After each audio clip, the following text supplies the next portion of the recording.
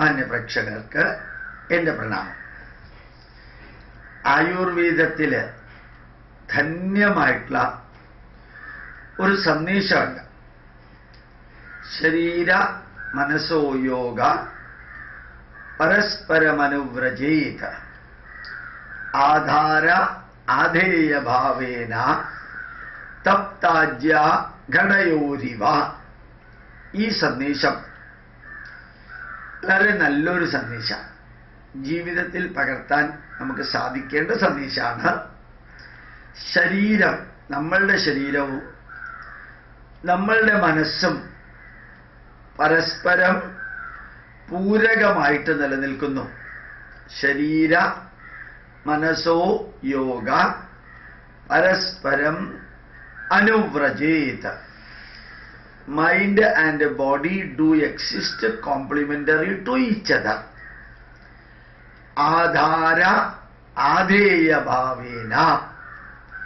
മനസ്സ് എവിടെയാ നിൽക്കുന്നത്? ശരീരത്തില്. അപ്പൊ ശരീരം ആധാരവും മനസ്സ് ആധേയവുമാണ്. ശരീരം ആധാരവും മനസ്സ് ആധേയവുമാണ്. ഈ ആധാരവും ആധേയവും പരസ്പരം കോംപ്ലിമെന്ററിയാണ്, കോ എക്സിസ്റ്റിംഗ് ആണ്, കോ ഓപ്പറേറ്റിംഗ് ആണ്. കോൺട്രഡിക്റ്റിംഗ് ആവരുത്, കോൺഫ്ലിക്റ്റിംഗ് ആവരുത്. അപ്പൊ ഈ മനസ്സും ശരീരവും എങ്ങനെയാ കോംപ്ലിമെന്ററി ആയിട്ട് നിലനിൽക്കുന്നത്? തപ്താജ്യ ഘടയോരിവ. നെയ്യ്, തണുത്ത നെയ്യ് ചൂടുള്ള പാത്രത്തിലേക്ക്, ഘടം പാത്രം അല്ലെങ്കിൽ കലം. ഇപ്പൊ തണുത്ത നെയ്യ് പാത്രത്തിലേക്ക് ഒഴിച്ചാല്, പാത്രത്തിൽ ചൂടുള്ള പാത്രത്തിലേക്ക് ഒഴിച്ചാല് ചൂട് പാത്രത്തിൽ നിന്ന് നെയ്യിലേക്ക് പോകും. തണുത്ത പാത്രത്തിലേക്ക് ചൂടുള്ള നെയ്യ് ഒഴിച്ചാല് ചൂട് നെയ്യിൽ നിന്ന് പാത്രത്തിലേക്ക് പോകും.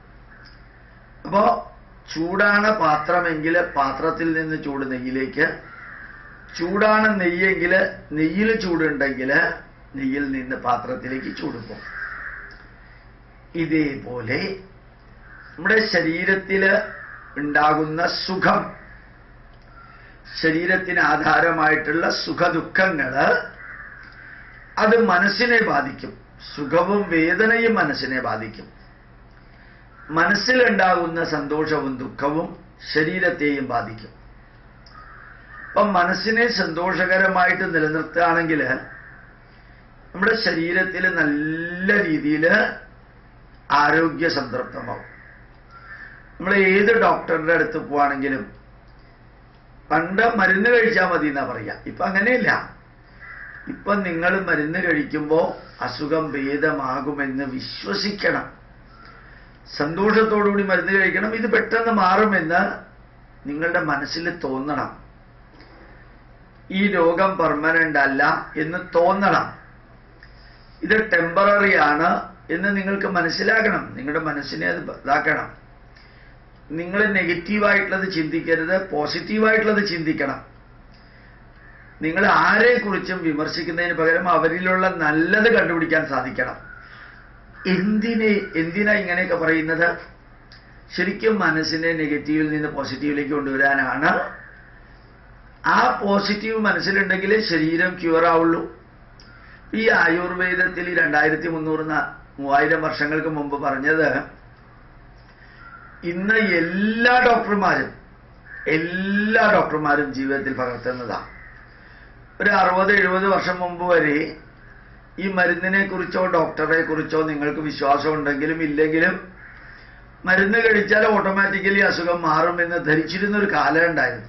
വെറുതെ മരുന്ന് മതി, കെമിക്കൽ കഴിച്ചാൽ നമ്മുടെ മനസ്സിലെ രോഗം അല്ല ശരീരത്തിലെ രോഗം തന്നെ മാറും, നിങ്ങളുടെ മനസ്സ് ഏത് രീതിയിലുള്ളതാണെങ്കിലും കുഴപ്പമില്ല എന്ന് ധരിച്ചതിൽ നിന്ന് മാറി ശരിക്കും മെഡിക്കൽ കോളേജിലെ ഡോക്ടർ ശ്രീനാഥ് എന്ന് പറയുന്ന ഒരു ഡോക്ടറുടെ അടുത്തേക്ക് പോയപ്പോൾ അദ്ദേഹം നമ്മുടെ അടുത്ത ബന്ധുവിനോട് പറഞ്ഞത്, നിങ്ങൾക്ക് ശരിക്കും രോഗമൊന്നുമില്ല, ഇതൊരു തോന്നലാണ്. നിങ്ങൾ ഈ മെഡിക്കൽ കോളേജിൽ വരുന്ന രോഗികളെ ഒന്ന് കാണാം, ഞാൻ പുറത്ത് കസേരയിട്ട് തരാം, മറ്റു രോഗികളുടെ അവസ്ഥ നിങ്ങളൊന്ന് നോക്കാം. അപ്പൊ നിങ്ങൾക്ക് മനസ്സിലാവും നിങ്ങൾക്ക് രോഗമൊന്നുമില്ല. ഇപ്പം ഈ മനസ്സിലാകണം എനിക്ക് രോഗമില്ല, എനിക്ക് അസുഖമില്ല, ഉണ്ടെങ്കിൽ തന്നെ സിമ്പിളാണ്, അത് വളരെ സിമ്പിളായിട്ട് മാറ്റാവുന്നതേ ഉള്ളൂ. അങ്ങനെ ഒരു ആത്മവിശ്വാസം വരണം എന്നാണ് ഡോക്ടർ പറയുക. ഇപ്പോൾ പണ്ടത്തെ കാലത്തും നമുക്ക് വേണമെങ്കിൽ യുക്തിവാദികളുടെ അടിസ്ഥാനത്തിൽ പറയാം, ഈ വിശ്വാസമൊന്നും ശരീരത്തെ ബാധിക്കുന്നേ ഇല്ല, പിന്നെന്തിനാ അസുഖം മാറുമെന്ന് വിശ്വസിക്കാൻ പോകുന്നത്?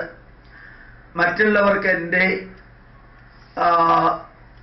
അസുഖത്തെക്കാൾ കൂടുതൽ അസുഖമുള്ളത് കൊണ്ട് ഞാനതിനെ കാര്യമാക്കേണ്ട, ഈ കമ്പാരറ്റീവായിട്ട് എന്തിനാണ് നമ്മളതിനെക്കുറിച്ച് ചിന്തിക്കാൻ പോകുന്നത്? മരുന്ന് കഴിച്ചാൽ പോരെ, ഡോക്ടർ മരുന്ന് തരുന്നു, ഞാനത് കഴിക്കുന്നു, എൻ്റെ അസുഖം മാറുന്നു. ആ ലെവലൊക്കെ പോയിരിക്കുന്നു. ഇപ്പൊ മരുന്ന് കൊണ്ട് മാത്രം അസുഖമൊന്നും മാറില്ല. പല പല രോഗങ്ങളും മനസ്സിനെ തന്നെ നോർമലാക്കി കഴിഞ്ഞാൽ ഇല്ലാണ്ടാവും. ഇപ്പൊ നമ്മളുടെ ആയുർവേദത്തിന്റെ ആ സമുജ്വലമായിട്ടുള്ള സന്ദേശമാണ് ഇന്ന് മോഡേൺ മെഡിസിനിലെ എല്ലാ ഡോക്ടർമാരും എടുക്കുന്നത്. എല്ലാ ഡോക്ടർമാരും തലച്ചോറിൽ പോലും ന്യൂറോ സൈക്കോളജിയാണ്. സൈക്കോളജിക്കൽ ട്രീറ്റ് ചെയ്തതിന് ശേഷമേ ഫിസിയോളജിക്കൽ ട്രീറ്റ്മെന്റ് ഇപ്പൊ ചെയ്യാറുള്ളൂ ഡോക്ടർമാര്.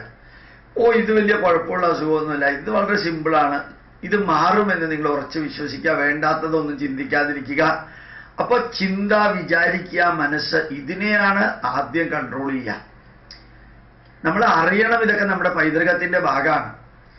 1960-65 വരെ മോഡേൺ മെഡിസിൻ എത്രയെല്ലാം വികസിച്ചിട്ടുണ്ടോ അതെല്ലാം ശരീരത്തിനെ ട്രീറ്റ് ചെയ്യാനായിട്ടുള്ള വികാസമായിരുന്നു. മനസ്സിനെ അവർ ഒരു വാക്ക് ഉപയോഗിക്കാറില്ല. മനസ്സിനെ ട്രീറ്റ് ചെയ്യാൻ വേണ്ടിയിട്ട് ഒന്നും ചെയ്യാറില്ല. ശരീരത്തിന് അസുഖമാണ്, 3-4 ടാബ്ലറ്റ് എഴുതി തരും, അത് കഴിക്കുക, അസുഖം മാറും. പക്ഷേ ഞാനും നിങ്ങളുമെല്ലാം അടിസ്ഥാനപരമായിട്ടുള്ള ആയുർവേദത്തിന്റെ മഹത്തായ സന്ദേശങ്ങൾ കൈവിട്ടു പോയതാണ് നമുക്ക് എല്ലാവർക്കും പറ്റിയിരിക്കുന്ന അബദ്ധം. അതുകൊണ്ട് ആയുർവേദം തന്നെ എല്ലാ ചികിത്സയ്ക്കും നല്ലതാണെന്നുള്ള അർത്ഥത്തിലല്ല ഞാൻ പറഞ്ഞത്. അതിനകത്ത് ഏത് ട്രീറ്റ്മെന്റ്, നിങ്ങളൊരു ഡോക്ടർ മുമ്പിൽ വന്നിരുന്നു കഴിഞ്ഞാൽ, വൈദ്യൻ വന്നിരുന്നു കഴിഞ്ഞാൽ വൈദ്യനോട് വിശ്വാസം, അതൊരു ഈശ്വര തുല്യനായിട്ടുള്ള വ്യക്തിയാണെന്ന ധാരണ ആദ്യം ഉണ്ടാവണം.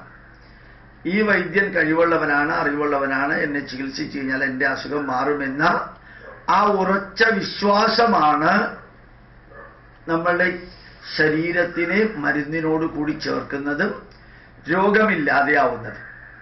അതുകൊണ്ട് ഈ ലോകത്തിൽ എല്ലാവർക്കും പ്രശ്നമുണ്ട്, എൻ്റെ പ്രശ്നം അത്ര സീരിയസ് ഒന്നുമല്ല, അങ്ങനെ വിചാരിക്കാനും ഈ മരുന്ന് കഴിച്ചാൽ എൻ്റെ രോഗം മാറുമെന്ന് വിശ്വസിക്കാനും, ചെറിയ ചെറിയ കുഴപ്പങ്ങൾ എല്ലാവർക്കും ഉണ്ട്, അതത്ര സീരിയസ് ഒന്നുമല്ല, ഞാൻ എൻ്റെ വർക്ക് ചെയ്തുകൊണ്ട് മുമ്പോട്ട് പോകുന്നു എന്ന് ഉറപ്പിച്ചറിയാനും, ഇങ്ങനെയുള്ള മനസ്സിനെ ഉയർത്താനുള്ള ആ ഉജ്ജ്വലമായിട്ടുള്ള പന്താവിലൂടെ നമ്മൾ പോവുകയാണെങ്കിൽ നമ്മുടെ രോഗങ്ങൾ ഒത്തിരി ഇല്ലാതെയാവും. വേണ്ടതിനും വേണ്ടാത്തതിനും മരുന്ന് കഴിക്കുന്ന സമ്പ്രദായമൊക്കെ ഇല്ലാതെയാക്കാൻ സാധിക്കും. പ്രണാമം, നമസ്കാരം.